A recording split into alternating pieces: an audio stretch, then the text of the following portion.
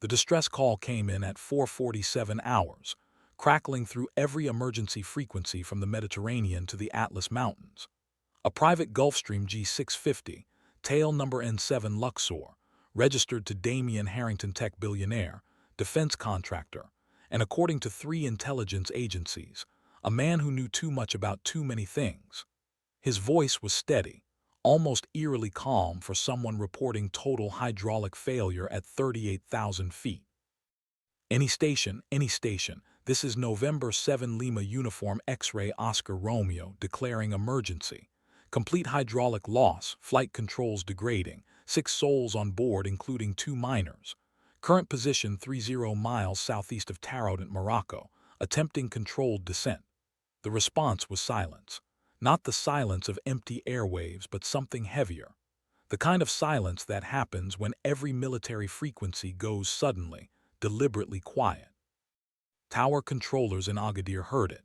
NATO coordination centers heard it. The USS Batan's Air Operations Center, cruising 200 miles offshore, definitely heard it. And then, as if someone had flipped a switch, every official channel went dark.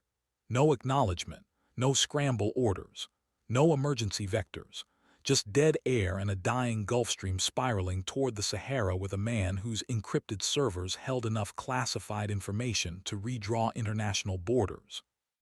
The silence lasted 97 seconds. 97 seconds of Harrington's increasingly strained breathing over the frequency, his co-pilot calling out altitude markers with the mechanical precision of someone who'd accepted their fate. Then came the sound that would be replayed on news networks for weeks, a sound that shouldn't have been there at all. The distinctive, angry roar of twin General Electric TF-34 turbofans at full military power, the unmistakable voice of an A-10 Thunderbolt II flying combat profile in supposedly restricted airspace. Gulfstream November 7 Luxor, this is Jester 11. I have visual on your position, and I'm not going anywhere. The voice was female, American accent with something harder underneath, the kind of voice that didn't ask for permission. Harrington's response crackled with disbelief and something that might have been hope. Jester 11, we're not squawking emergency. How did you? Save it for the black box, Luxor. I need you to reduce throttle to 70% and maintain current heading. I'm coming up on your 6 to assess damage. In the Combat Operations Center aboard the Batan, a lieutenant commander stared at his screen, watching an A-10 that shouldn't exist suddenly painting on radar. His hand hovered over the communications panel. His superior, a full bird colonel, placed one finger on the lieutenant's wrist. Let it play out, the colonel said quietly. Whoever's flying that hog just violated about 15 protocols to get there. Let's see what she does next. Jester 11's real name was Lieutenant Colonel Kira Vadim, though nobody had called her that in years. Most people who knew her service record called her a dozen other things, very few of them complimentary. The daughter of a Ukrainian defector who'd brought MiG schematics and trauma in equal measure to a CIA safe house in 1987, Kira had grown up in the shadow of Cold War suspicion and her father's bottle. She joined the Air Force the day she turned 18, scored perfect marks in flight school, and spent the next decade proving to room after room of men that she belonged in the cockpit. The A-10 had found her, or maybe she'd found it, that ugly, ungainly titanium beast that everyone called obsolete right up until the moment they needed close air support. She'd flown 3 tours over Afghanistan, 2 over Iraq, racked up commendations that nobody talked about and reprimands that everyone remembered. The call sign, Jester, had started as mockery, a reference to her father's accent, her outsider status, her tendency to take missions nobody else wanted. She'd worn it like armor until it became something else entirely. Now, at 41 years old, officially retired from active duty, and unofficially flying classified transport runs through North Africa for a defense contractor whose name appeared on no public documents, she was exactly where she'd always been, alone in the sky with impossible choices. The A-10 shuddered as she brought it alongside the dying Gulfstream, close enough to see the fear in the co-pilot's eyes through the cockpit window. The business jet's right engine was trailing fluid, a silver mist catching the pre-dawn light like arterial spray. Both hydraulic systems showed red on her targeting pod's thermal imaging. No flaps, no ALEBs, no flight control surfaces beyond what the pilots could muscle through cable tension alone. The Gulfstream was a $4 million coffin with maybe 6 minutes before it stopped pretending to fly. Luxor, Jester 11. Your right main hydraulic reservoir is completely dry. Left system is bleeding out through what looks like a severed line near the tail section. You've got maybe 5 minutes of degrading control authority before this becomes a ballistic trajectory. Harrington's voice came back tight with the kind of fear that expensive educations don't prepare you for. Jester, there's nowhere to land. We're over mountains and desert. Even if I know. Kira's thumb hovered over the weapons panel, not because she was considering firing, but because old habits died hard and her hands always went there when she was thinking. How much fuel you carrying? 12,000 pounds. Altitude? 22,000 and dropping through at approximately 1,800 feet per minute.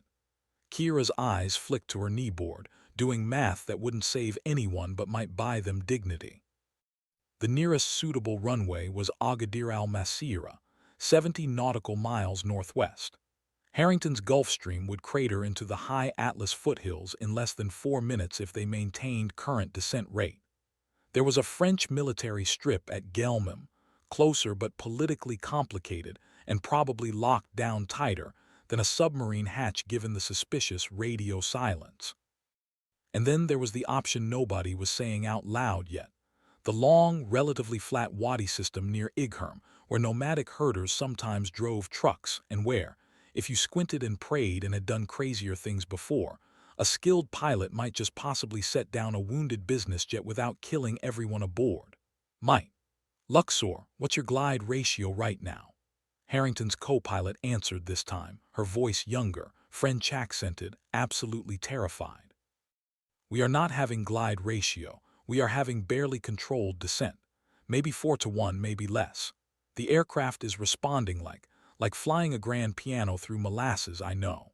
Kira pulled the A-10 slightly ahead, her eyes scanning the terrain below. The mountains were painted in shadows and dawn gold, beautiful and utterly indifferent to human survival. Listen to me carefully. There's a dry riverbed system 17 miles at your 2 o'clock position. It runs roughly east-west for about 2 miles, maybe 300 feet wide in places. Surface looks hard-packed from this altitude. Silence. Then Harrington's voice, raw with something between hope and accusation. You're talking about belly landing a Gulfstream in the Sahara. I'm talking about not dying in a fireball on a mountain. Kira checked her fuel. She had maybe 90 minutes before she'd need to think about her own survival. But here's the thing, Luxor. Even if you make the wadi, even if you somehow grease that plane onto the ground without cartwheeling into 1,000 pieces, you're still in the middle of nowhere with no rescue, no support, and according to my threat board, no official acknowledgement that you exist right now. Someone wanted you quiet. The silence on the emergency frequencies wasn't an accident. Another pause. When Harrington spoke again, his voice had changed. The billion-dollar confidence was gone, replaced by something more fundamental. Who are you? Kira almost laughed. Right now, I'm the only person between you and gravity. Everything else is politics. She toggled her radio to the guard frequency, knowing it was probably futile but needing to try. Any NATO station, any coalition aircraft, this is Jester 11 declaring emergency assistance for civilian aircraft November 7 Luxor. We have 6 souls in distress and are attempting unconventional landing. Request immediate SAR support and medical evacuation. How copy? Static, just static in the wind. The Gulfstream shuddered like a dying animal as Harrington wrestled it into the turn toward the wadi. Kira watched the business jet's nose dip and rise in sickening oscillations, each movement a negotiation between physics and will. The co-pilot's voice came through in fragmented bursts, calling out airspeeds and altitudes with the mechanical rhythm of someone clinging to procedure when everything else has failed. Kira dropped the A-10 lower, scanning the wadi with eyes that had assessed landing zones in much worse conditions. The riverbed was wider than she'd hoped good, but the surface was scattered with dark patches that might be rocks, might be soft sand, might be absolutely nothing because depth perception was garbage at this angle and speed. She marked the clearest stretch mentally, then pulled up alongside the Gulf Stream again. Luxor, I'm going to make a low pass over the wadi. You watch where I fly and you put your wheels on that exact line. Not 5 feet left, not 5 feet right, exact line. We don't have landing gear control, the co-pilot said, her voice breaking. Hydraulics are, I know, you're going belly in, which means you get one shot, one angle, one path. You come in too steep and you'll dig the nose into the ground and cartwheel. Too shallow and you'll hit hard enough to break the fuselage in half. You need to kiss that dirt like you're apologizing to it. Kira didn't wait for acknowledgement. She pushed the throttles forward and dove the A-10 toward the wadi in a descent that would have gotten her grounded in any training scenario. The Thunderbolt dropped like a hawk, turbofans screaming, and she leveled out at what her altimeter claimed was 40 feet, but felt like 6 inches. The wadi rushed beneath her hard pack and gravel and scattered acacia bushes that would shred an aircraft like tissue paper. She flew the cleanest line she could find, her fingers white on the stick, and pulled up hard at the end, though protesting with sounds it was designed to make and survive. That line, she gasped, pulling back into formation with the struggling Gulf Stream. Right down the center. You've got maybe 800 meters of usable surface. You'll be doing about 140 knots when you touch. Kill both engines the second you make contact and pray the fuselage holds together. Harrington's voice was barely recognizable, and if it doesn't, then you gave your kids every second of life you could. Kira's jaw tightened. But it will. You're going to make this, Luxor.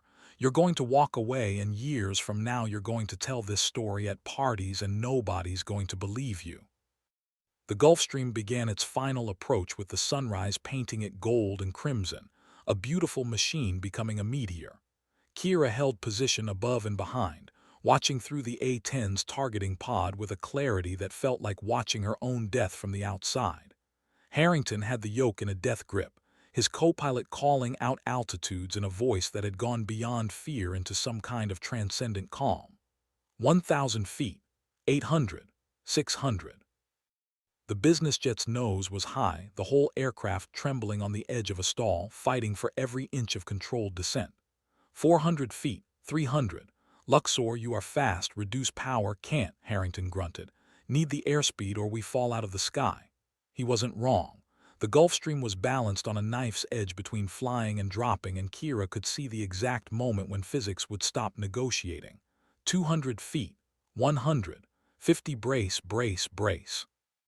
The Gulf Stream hit the wadi at 147 knots with its belly, not its wheels. The sound was ungodly metal screaming against rock, the fuselage flexing and buckling, but somehow, impossibly, not breaking. Sparks fountained from underneath in a river of orange and white, the friction bleeding off speed with brutal efficiency. The left engine tore free in a shower of turbine blades and composite housing, tumbling away like a discarded toy. The right wing dipped, caught ground, and the entire aircraft pivoted 15 degrees before centrifugal force and momentum dragged it back to center. It slid and screamed and disintegrated piece by piece, landing gear doors, belly panels, entire sections of skin peeling away. But the pressure vessel held. The part that mattered, the aluminum tube containing 6 human souls, held together. The Gulf Stream came to rest 730 meters from its initial impact point, slewed sideways across the wadi, bleeding fuel and hydraulic fluid and smoke. For 3 seconds there was silence. Then the emergency exit blew open and a woman, the co-pilot, fell out onto the sand, followed by 2 children, a man in expensive casual wear, another woman, and finally Harrington himself, stumbling and falling and crawling away from the wreckage like it might still explode. Kira circled overhead, watching them stagger into the dawn, counting heads. 6, all 6. She keyed her radio with hands that were shaking now, adrenaline catching up with her in waves. Any station, Jester 1-1. 6 souls safe on the ground, coordinates 30.42 north, 7.86 west. We need immediate SAR and medical. How copy? Still nothing but static answered her.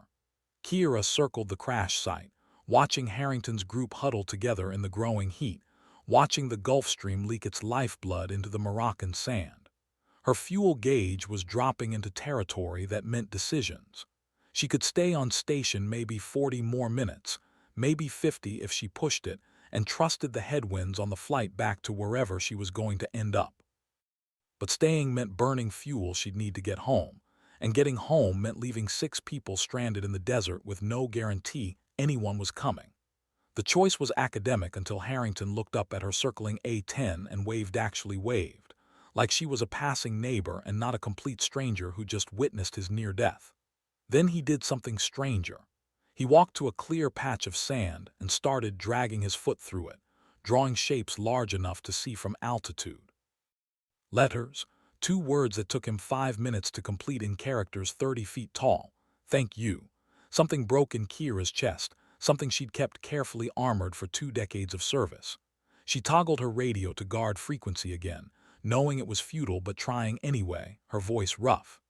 Any station, any NATO coalition aircraft, this is Jester 11 declaring emergency on behalf of 6 civilians stranded in the Moroccan Sahara. Coordinates follow. These people need immediate extraction, immediate medical, immediate water and shelter. Someone answer this goddamn call. The static stretched out like judgment. Then, faint and distorted, a new voicemail, American accent speaking quickly. Jester 11, Ghostwriter 64, we've been monitoring on discreet. We're a special operations MC-130J currently 70 miles north of your position. Be advised your emergency traffic is being actively jammed. Someone very much does not want this rescue to happen. Kira's blood went cold. Ghostwriter 64, say again. You heard me, Jester. We're spinning up for SAR now, but we're going to have company. Recommend you maintain combat air patrol over those survivors because in about 15 minutes, someone's going to try to make sure this crash never happened. The MC-130J pilot paused. Also, Jester, your tail number doesn't exist in any database we can access. You want to tell me who you're really flying for? Kira looked down at the words in the sand, at 6 people who should have died but didn't, at a mystery that was clearly bigger than hydraulic failure. Does it matter? Might matter to the folks trying to kill them, might matter to you when this is over. The pilot's voice softened slightly. We're 30 minutes out. Keep them breathing until then. Kira climbed the A-10 to Angel's 8 and began a slow orbit, her eyes scanning the horizon for threats that could come from anywhere. The Thunderbolt was old, ugly, and slow by modern standards, but it was designed for exactly this loitering over a battle space, waiting for someone to make a mistake. The GAU-8 Avenger cannon in its nose held 1,100 rounds of 30 depleted uranium ammunition, enough to shred anything short of a main battle tank. The pylons carried Maverick missiles and Hydra rockets for precision work. She was a flying gun platform with just enough aerodynamics to stay airborne, and right now that felt like exactly enough. 10 minutes passed. The survivors had organized themselves into a pathetic little camp, using debris from the Gulf Stream to create shade. Harrington was waving something looked like a jacket trying to signal her, maybe trying to communicate. Kira couldn't help him with that. All she could do was watch the sky and wait for whatever was coming. It announced itself at 5:34 hours as 2 fast-moving contacts on her radar warning receiver approaching from the northwest at high subsonic. Commercial traffic would have transponders. These didn't. Ghostwriter 64, Jester 11, I have 2 bogies inbound, bearing 320, range 40 miles and closing. No IFF, no transponder. You seeing this? Negative radar contact from our position, Jester, but we believe you. Can you identify? Kira squinted at her threat display, watching the signatures resolve. The returns were wrong for fighters not maneuverable enough, not fast enough. But they were definitely military. Her computer offered a guess based on radar cross-section and speed profile. Helicopters, probably attack variant, possibly French-made. Which made sense if you were trying to sanitize a crash site without drawing too much attention. Helicopters could land, helicopters could load bodies and evidence. Helicopters could make a Gulf Stream disappear into the Sahara like it had never existed. Ghostwriter, Jester has visual ID-2 rotary wing aircraft, possibly Eurocopter Tigers based on signature. They're coming in low and fast. Her thumb moved to the weapons panel, flipping covers, running checks she could do in her sleep. Rules of engagement. Jester, Ghostwriter, officially you're a civilian contractor and we can't authorize weapons free. Unofficially, those 6 people on the ground didn't survive a crash just to get disappeared. You're the senior pilot on station. Your call. Your call. The 2 words every military aviator loved and hated, the moment when procedure stopped and conscience started. Kira watched the helicopters close to 30 miles, 25, 20. She toggled her radio to guard frequency, broadcasting in the clear.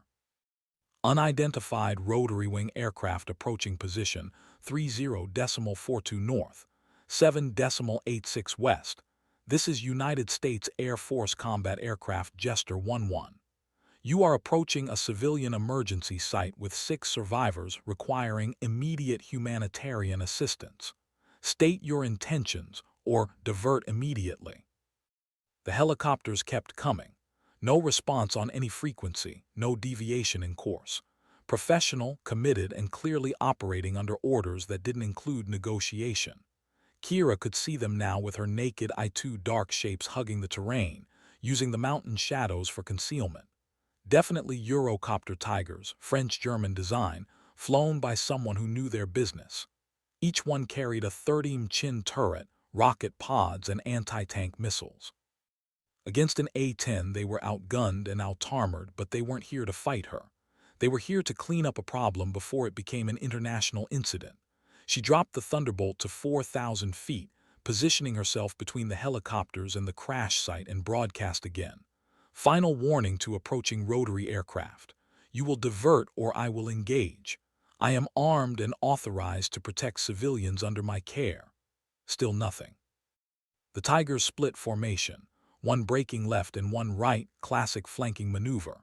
They were going to try to bracket her, force her to choose which one to engage while the other slipped past to the crash site. Textbook tactics, and they'd work against most pilots. But Kira had flown close air support missions where the enemy had actual air defense systems and artillery, and the will to use both. 2 helicopters trying to intimidate her into standing down was almost insulting. She pickled off a Maverick missile without hesitation, letting it lock onto the helicopter breaking left. The missile dropped free, ignited, and streaked away on a pillar of smoke and fury. She didn't wait to see impact. The moment the Maverick was away, she rolled hard right, bringing the GAU-8's gun sight onto the second Tiger, and sent a 2-second burst of 30, downrange roughly 60 rounds of uranium-cored hate, moving at 3,000 feet per second. The first helicopter never knew what killed it. The Maverick hit its turbine intake at Mach 2.5, and the Tiger simply disintegrated in a ball of orange flame and tumbling wreckage. The second helicopter's pilot was better, faster, already braking hard and popping flares in a desperate attempt to evade. But Kira wasn't firing missiles anymore. The stream of 30 rounds caught the Tiger across its tail boom, and composite armor that might stop small arms fire meant nothing against depleted uranium traveling faster than most rifles could shoot. The tail section separated, the helicopter entered an uncontrollable spin, and gravity finished what the Avenger had started. Both aircraft hit the ground within seconds of each other, adding 2 more pillars of smoke to the Moroccan morning. Kira pulled up hard, breathing like she'd run a marathon, and keyed her radio with shaking hands. Ghostwriter 6-4, Jester 1-1, threats neutralized. Splash 2 hostile rotary wing. Survivors remain secure. The silence that followed lasted maybe 5 seconds before the MC-130J pilot came back, his voice carefully neutral. Jester 1-1, Ghostwriter 6-4 copies Splash 2. Understand you engaged aircraft that did not fire first and did not positively identify as hostile. That's going to require some paperwork. They were closing on civilians without responding to warnings in a combat zone. Kira's voice was flat, automatic, the tone of someone who justified similar decisions before. I assessed hostile intent based on tactical behavior and rules of engagement for protection of noncombatants. Jester, this isn't a combat zone. This is Morocco. Technically, we're all trespassing. Then technically, those civilians on the ground were about to disappear, and we're having this conversation in a language that doesn't exist. Kira pulled the A-10 back into orbit over the crash site, watching Harrington and his group staring up at the smoke trails like they couldn't process what had just happened. How long until you're on station? 22 minutes. And Jester, when we land, you're going to need to come with us. Whatever you just stepped into, it's bigger than a billionaire with a death wish. Those helicopters were flying false flag no markings, no IFF, but our Elent gear caught coded burst transmissions before you splashed them. Someone's coordinating this from a command center, and someone's going to be very unhappy you just killed their cleanup crew. Kira already knew that. She'd known it the moment the first helicopter appeared on radar without transponders. This wasn't random. This was an accident. Harrington's Gulfstream hadn't suffered catastrophic hydraulic failure by chance, and the radio silence from every official channel hadn't been bureaucratic oversight. Someone with resources and reach had tried to murder 6 people in a way that looked like accident, and when that failed, they'd sent helicopters to finish the job. The question was why, and the answer to that question was probably worth killing over. She descended to 2,000 feet, low enough to see Harrington waving at her again, this time both arms over his head in what might have been gratitude or disbelief or prayer. His children, teenagers, she could see now, were clinging to the co-pilot, who'd apparently appointed herself guardian. The other 2 passengers were helping drag debris into defensive positions, preparing for threats they didn't understand but could sense coming. 6 people who should have died twice in the last hour. 6 people who were alive because Kira had been in the wrong place at the right time, or the right place at the wrong time, depending on how you calculated these things. Ghost Rider, Jester has a question. Go ahead. When you pick up these civilians, where do they go? Because whoever tried to kill them once is going to try again. The MC-130J pilot took his time answering. When he did, his voice carried the weight of decisions being made in real time by people far above his pay grade. Jester, we're wheels down in 20 minutes. When we land, you land too. We're taking everyone survivors and you back to Sigonella, Italy. From there, this becomes someone else's problem. Someone with more stars and better lawyers. Kira made one more orbit while she waited, watching the desert sun climb higher and burn the shadows away. The crash site looked surreal from altitude. A broken luxury, jet bleeding expensive wreckage into sand that didn't care. 2 burning helicopter hulks adding their own smoke to the morning. And 6 people huddled together in the middle of it, all like the last humans on Earth. Her fuel was getting critical now.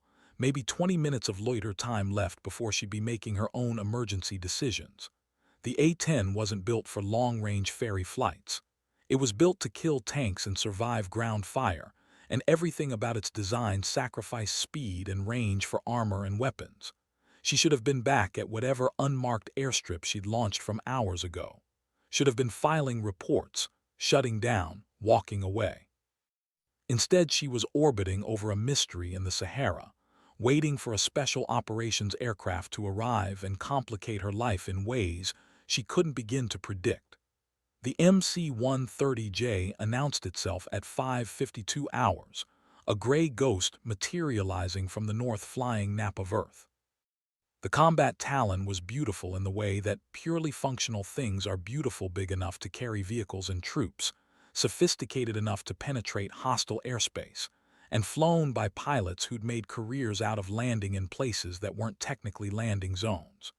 It circled once, evaluating the Wadi the way Kira had evaluated it 40 minutes earlier, then committed to an approach that looked suicidal until the moment it wasn't. The MC-130J touched down hard, bounced, and settled, its propellers throwing up a sandstorm that turned the world brown. The rear ramp was dropping before the aircraft had even stopped rolling. Combat rescue specialists in full gear poured out, moving with the efficient urgency of people who did this for a living. They had medical bags, water, weapons, and the kind of tactical awareness that came from operating in places where survival wasn't guaranteed. Kira watched them secure the survivors, watched Harrington try to explain something while being gently but firmly loaded onto the aircraft, watched the CRSs do a quick sweep of the Gulf Stream wreckage for anything classified or explosive. The whole operation took less than 6 minutes. Then the MC-130J pilot was on her frequency, voice calm. Jester 11, Ghost Rider 64. We're loaded and ready for departure. Recommend you land now. We've got fuel for you, parking spot, and about 15 minutes before Moroccan Air Defense starts asking questions we can't answer. Kira looked at her fuel gauge, at the warning lights starting to illuminate, at the desert stretching empty in every direction. She thought about landing, about stepping out of the A-10 into whatever diplomatic nightmare was waiting, about the reports and debriefs and accusations that would follow. Then she thought about 6 people who'd be dead without her. Ghost Rider, Jester 11 is committed for landing. She brought the A-10 around in a wide pattern, bleeding off airspeed, extending landing gear that complained but functioned. The landing was everything an A-10 landing should be: controlled, ungraceful, and survivable. Kira brought the Thunderbolt down onto the Wadi's hardpack with a thud that rattled her teeth, reverse thrust, and brought the ugly bird to a stop in less distance than most civilian aircraft needed. The CRSs were already moving toward her, waving her to a parking spot next to the MC-130J where they could refuel from bladders they brought specifically for this contingency.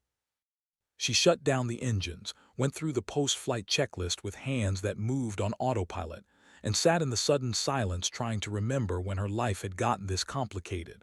A knock on the canopy brought her back. One of the CRSs was looking up at her, making the universal gesture for "open up."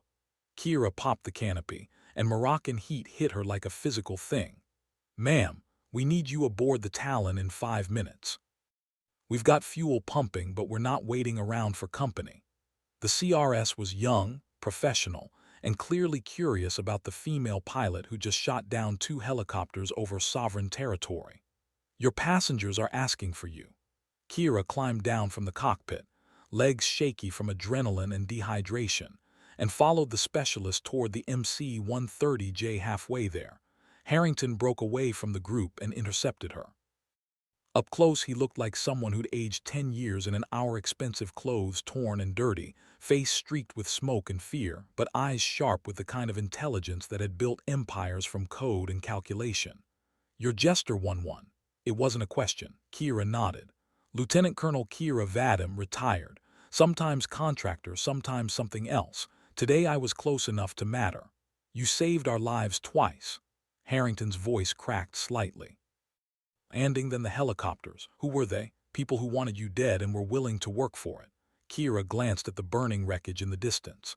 "Any idea why?" Harrington's expression went carefully blank, the look of someone who knew exactly why but wasn't ready to say it out loud. "I run a technology company. Defense contracts, satellite systems, encrypted communications. I've made enemies, but nothing that should." He stopped, reconsidered. "There's information on my servers. Information about contracts that were supposed to be classified. If someone thought I was going to talk, if someone thought I'd become a liability." He didn't finish the sentence. He didn't need to. Kira had seen this movie before, different actors but the same plot. Person with dangerous knowledge becomes inconvenient, inconvenient becomes expendable, and somewhere in a climate-controlled office someone signs off on making the problem disappear. The only surprise was how sloppy they'd been about it. "Who knew your flight plan?" Kira asked quietly. "Everyone. It was filed normally, nothing unusual. Paris to Marrakesh, routine business trip with my family." Harrington's hands were shaking now. "My kids were on that plane. They tried to kill my kids." That detail hit harder than it should have. Kira looked past Harrington to where his teenagers were wrapped in thermal blankets, traumatized but alive, and felt something cold settle in her gut. Killing a billionaire with dangerous information was one kind of evil. Killing him along with his children and crew just to make it look natural was something darker. "Mr. Harrington, when we get to Italy, you're going to talk to people with clearances higher than mine. You're going to tell them everything about those servers, those contracts, and who might have wanted you silenced. And you're going to do it quickly because whoever sent those helicopters is going to send something else." She paused. Also, you're going to forget I was here. Officially, you were rescued by a special operations crew who happened to be in the area. The A-10 doesn't exist, I don't exist. Understand? Harrington studied her face, reading things she didn't want to share. You're protecting someone, or hiding from someone. Both. Neither. It doesn't matter. Kira turned toward the MC-130J, where the loadmaster was making urgent gestures about time and exposure. What matters is you're alive, and someone's going to answer for trying to change that. Now get on the aircraft before Moroccan F-16s show up and complicate this further. The flight to Sigonella took 3 hours and 40 minutes, most of it in silence broken only by the MC-130J's engines and the quiet conversations of people processing trauma. Harrington's children slept, or pretended to sleep. The co-pilot gave a statement to one of the CRSs, her French accent thick with exhaustion and disbelief. The other passengers, a personal assistant and a security consultant, Kira learned sat together in that particular stillness of people who'd seen death close enough to smell its breath. Kira spent the flight in the crew compartment, talking to the MC-130J's pilot and aircraft commander, a major named Sarah Chen who'd flown more classified missions than most people had birthdays. Chen was methodical, curious, and smart enough to ask questions carefully. So, Colonel Vadim, you want to tell me how a retired Air Force officer ends up flying an A-10 with no tail number over Morocco at dark 30? Not particularly, Kira said. Chen smiled without humor. That's what I thought. Well, here's what I know. That A-10 showed up on satellite tracking about 6 hours ago, launched from somewhere in central Algeria, we think. No flight plan, no IFF, flying low enough to avoid most radar. Someone with serious resources put you in that aircraft and pointed you at that part of the world. Someone who knew Harrington was going to need help before he knew it himself. Or someone who got lucky with positioning, Kira countered. Sometimes coincidence is just coincidence. And sometimes it's tradecraft. Chen leaned back, studying Kira with eyes that had seen too much to be fooled easily. You're going to get debriefed by people who'll make me look friendly. They're going to want to know about your employer, your mission parameters, how you happen to be carrying live ordnance in allegedly peaceful airspace. They're going to be very interested in those helicopters you splashed. Kira had been dreading this conversation since the moment she'd fired that first Maverick. Shooting down aircraft was the kind of thing that created international incidents, investigations, and careers ending in disgrace.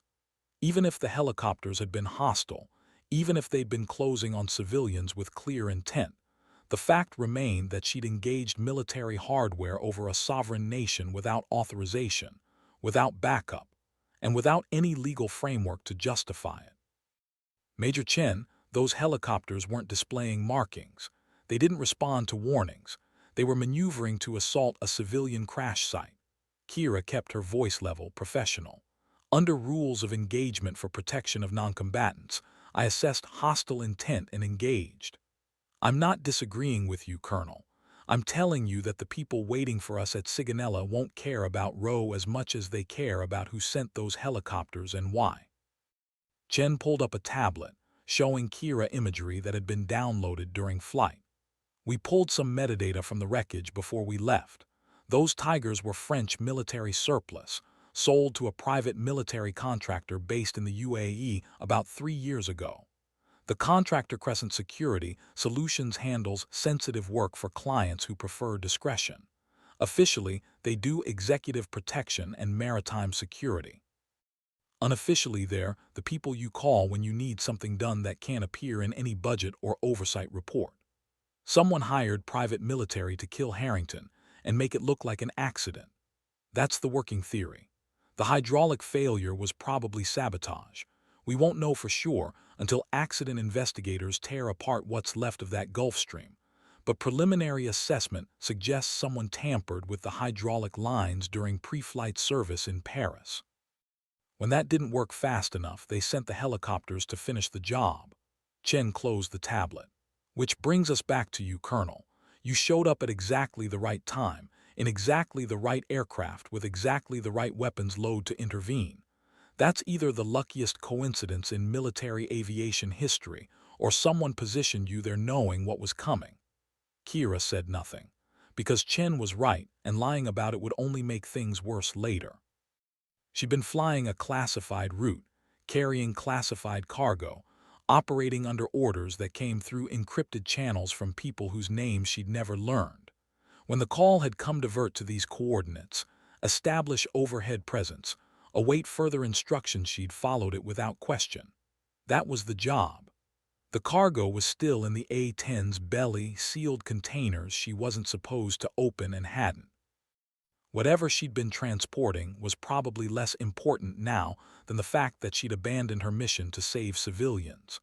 Colonel Vadim, Chen's voice was gentler now.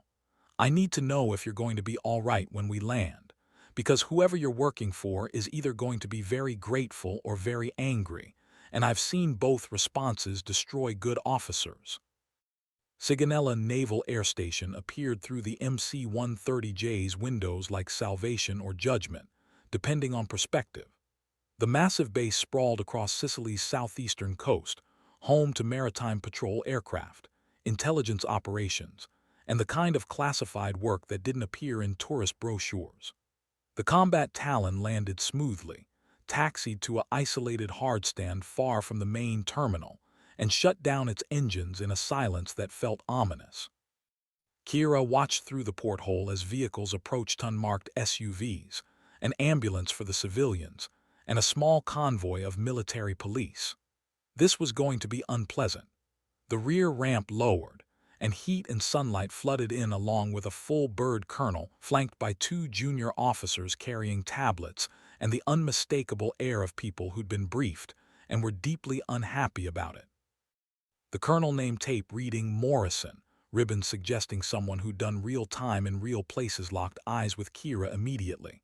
Lieutenant Colonel Vadim, his voice carried the particular edge of senior officers addressing subordinates who'd complicated their lives. Sir. Kira stood at something approximating attention, aware that she was dirty, exhausted, and about to have a very bad day.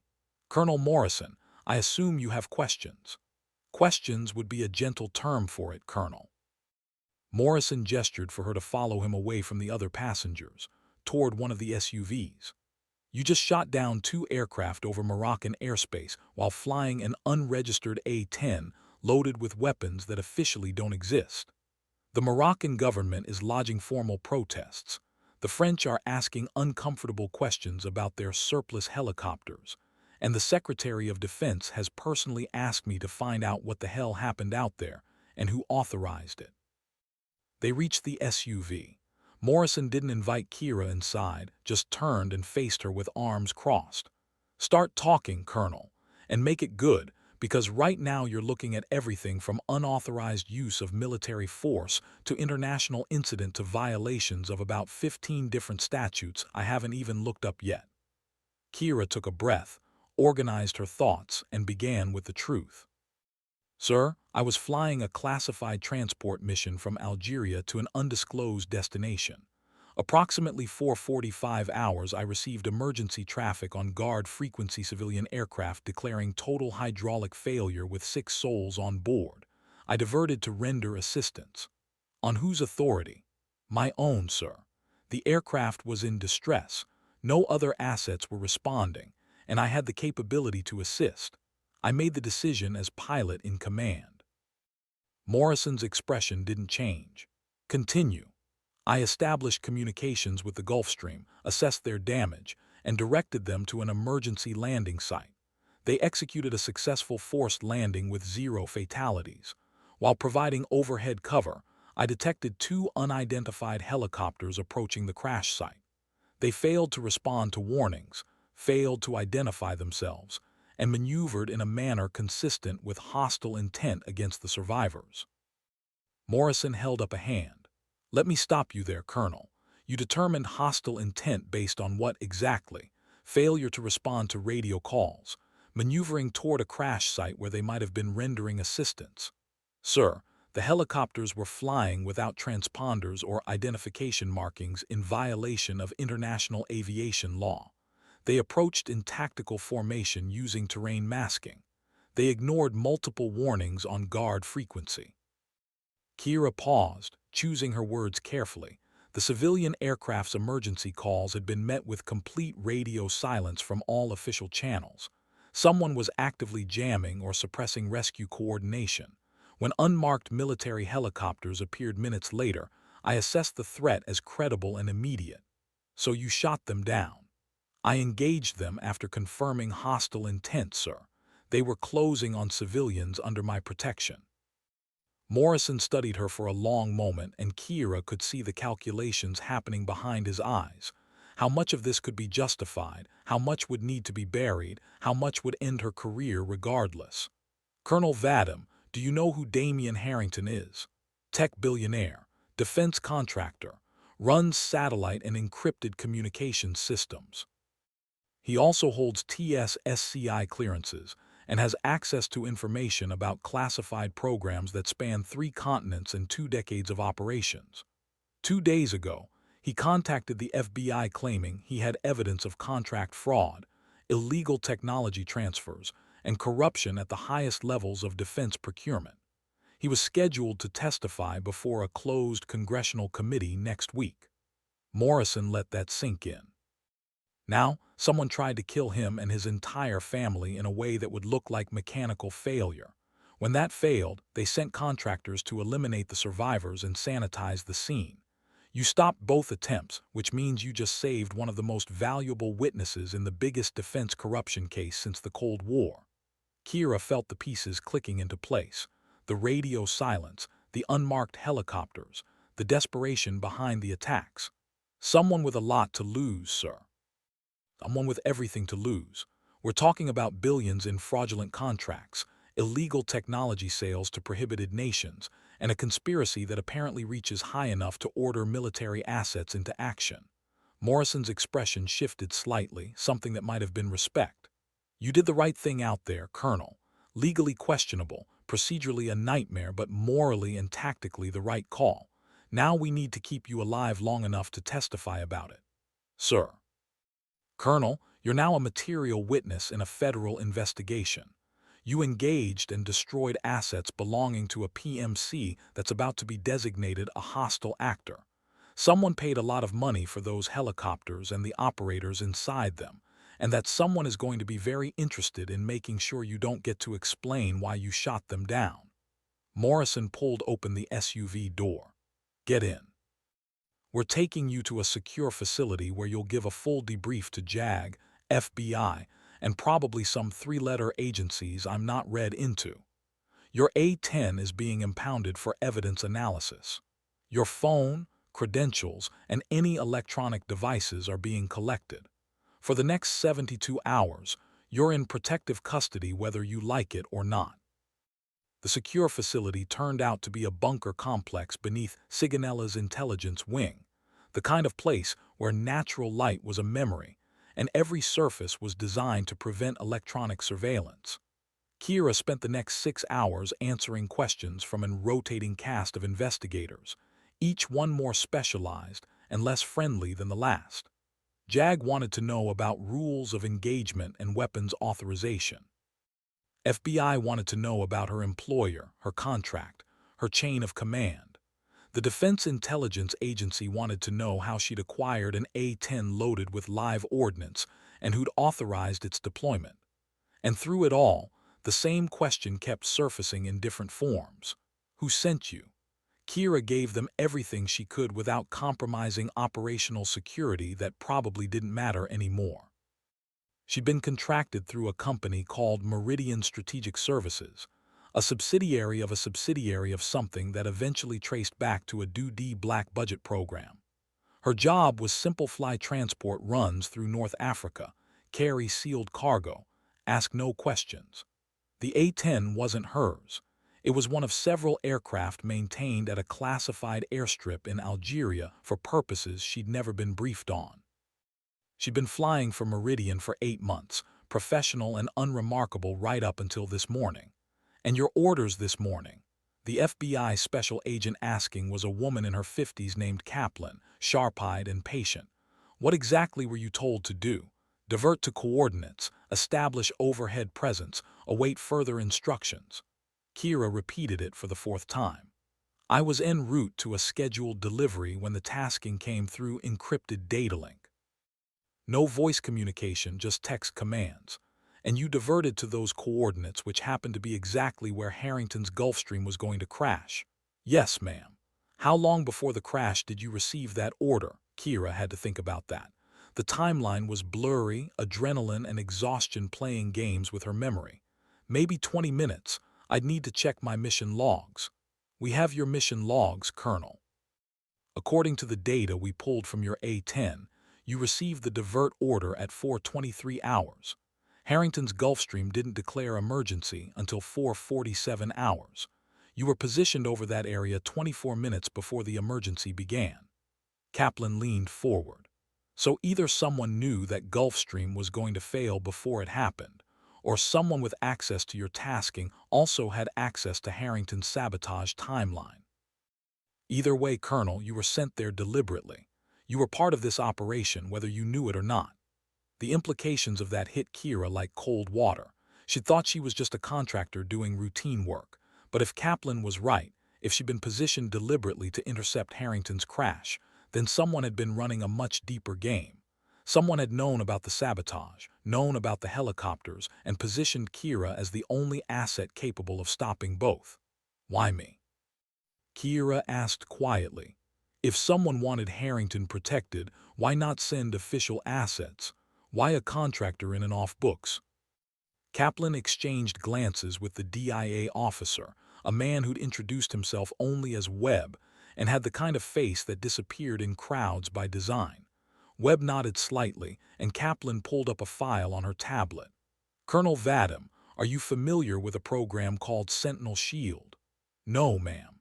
It's a compartmented program that doesn't officially exist.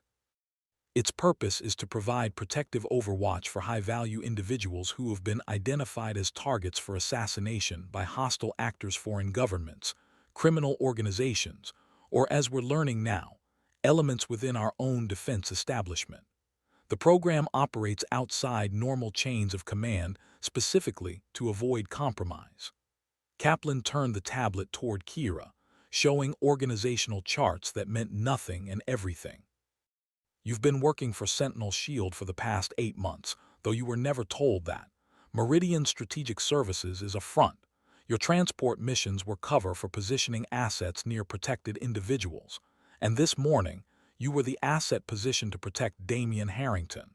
Kira stared at the chart, feeling the ground shift beneath her understanding of the last year.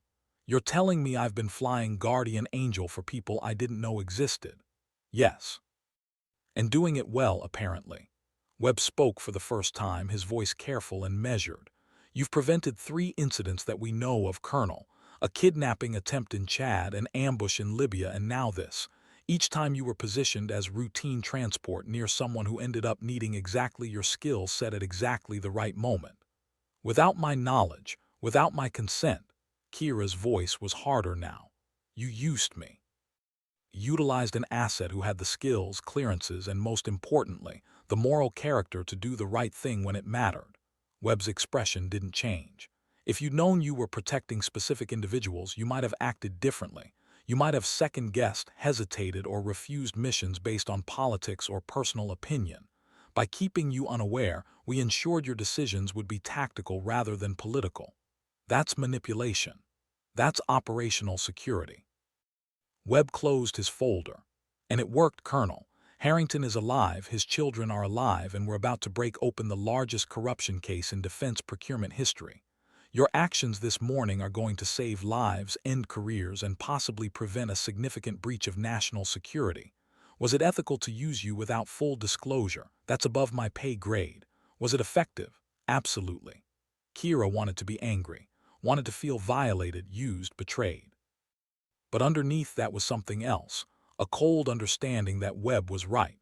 If she'd known she was protecting Harrington specifically, she might have questioned the mission, might have wondered if he deserved protection or was just another billionaire playing games with classified information. Instead, she'd seen civilians in danger and responded with pure tactical instinct. Maybe that had been the point all along. What happens now? She asked. Now you stay here while we roll up Crescent Security Solutions and start arresting people." Kaplan took back her tablet.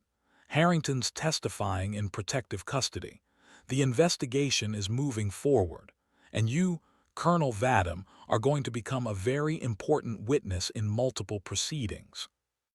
They gave Kira a room in the secure facility, military Spartan but comfortable, with a bed that felt like luxury after the day she'd had.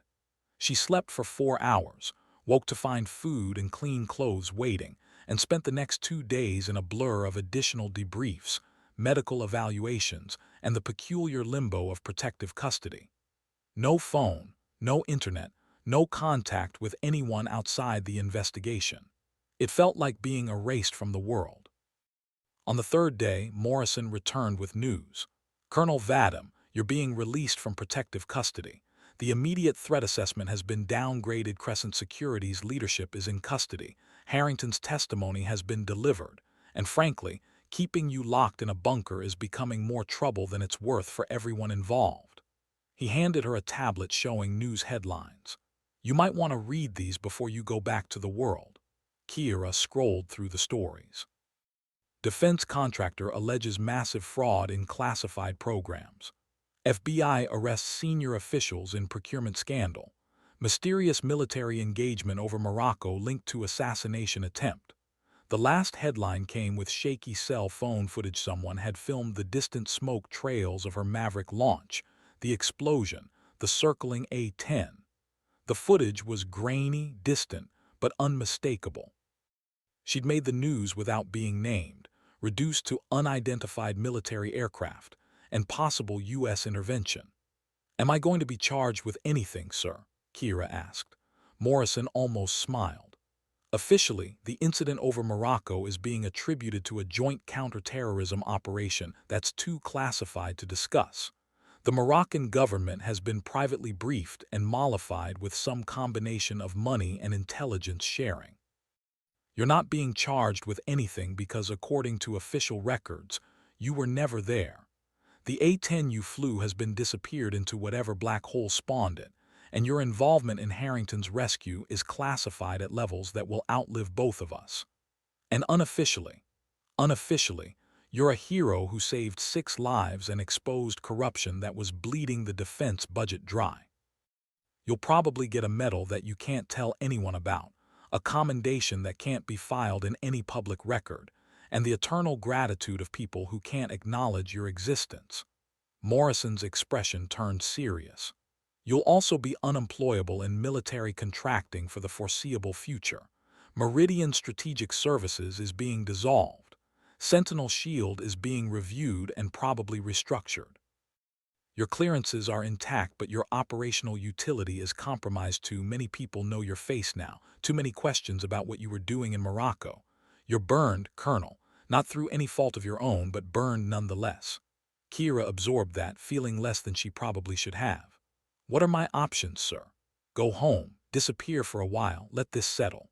In 6 months, maybe a year, someone will reach out with new opportunities. People with your skills don't stay unemployed long." Morrison extended his hand.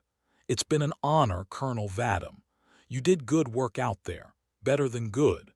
You gave Harrington and his family their lives back, and you gave this country a chance to fix something that was broken.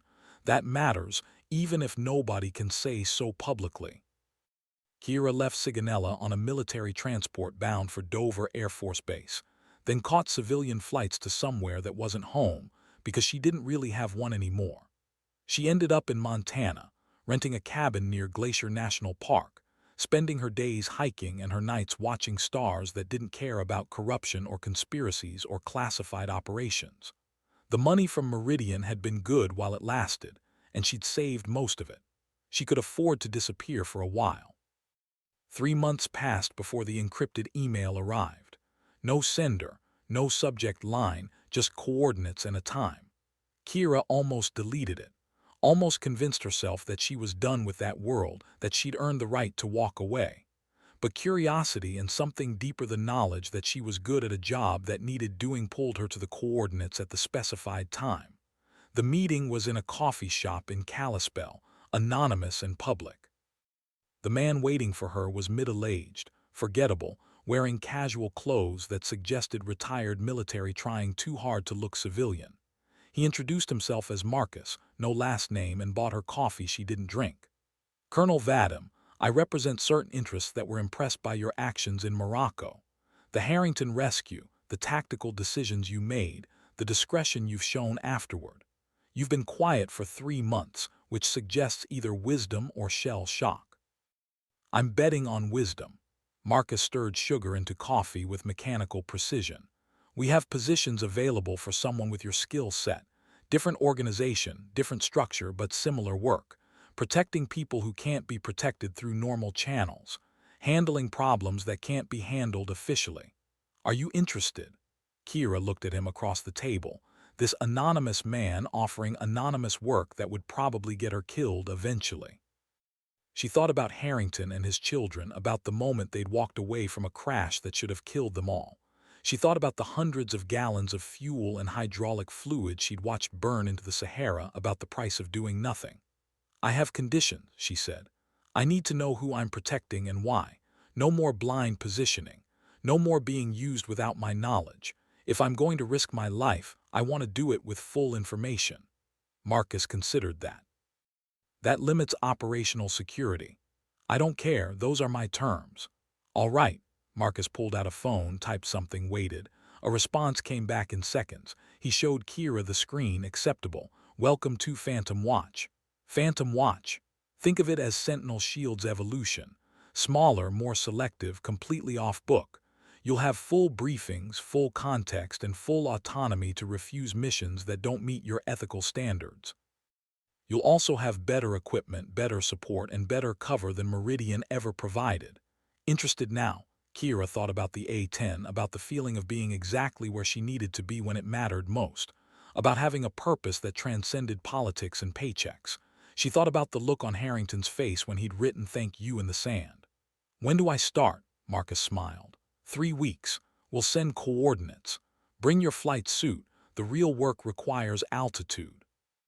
Stood to leave, then paused. By the way, Harrington asked me to give you something. He's still in protective custody, probably will be for another year, but he wanted you to have this. He handed Kira a small box, turned, and walked out of the coffee shop into the Montana afternoon. Kira opened the box in her cabin that evening, alone with mountains and silence. Inside was a challenge coin custom minted, heavy, beautiful. One side showed an A-10 in profile, titanium tough and utterly functional. The other side was engraved with simple words, Jester 11. You gave US tomorrow.